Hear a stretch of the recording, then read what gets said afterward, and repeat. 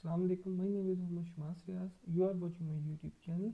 In this video, we will see that how we can simulate a decanter in Aspen Plus having two phases. These phases will be vapor and liquid. The liquid phases will be further separated on their density difference. In our decanter, we will have four streams. One will be our feed stream and three will be our product streams. You can say one will be for vapors and the two others will be for light and heavy liquids, which will be separated upon the density difference between them. So let's move to our simulation problem. So here we can see that we are having a two-phase decanter and the stream flow rate have been given to us, its mole fraction have been given to us, the components have been given to us, the temperature and pressure have been given to us. So we have operating conditions for the decanter are 50 degree Celsius and 1 bar.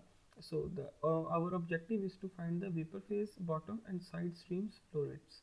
So let's move to our simulation problem. So first of all, my components are pentane. I will add my components. So my first component is pentane. Then after adding first component, I will add my second component, that is hexane, and my third and last component was I forgot. I think it is water.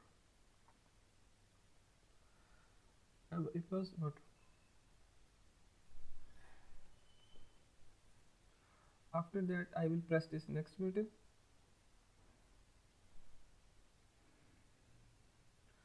So here I will select my property package. Here I will use my property package as Unifact. After this, I will press my next button. After adding my property, I will directly move to the simulation environment after my results are available. So you can see that my results are available. I will directly move to the simulation environment. Here for two-phase decanter, you have to select this flash 3 equipment that is present in Aspen Plus. So I will drag this equipment onto my simulation environment. Now the first step after dragging this equipment onto my main screen is to add my material streams. So I am adding my material streams. So that will be my feed stream, that will be my vapor stream, that is my side stream that will have less dense liquid, and this stream will be having my more dense or bottom liquid, you can say. After this, I have to specify my feed stream, so I will double click on this S1.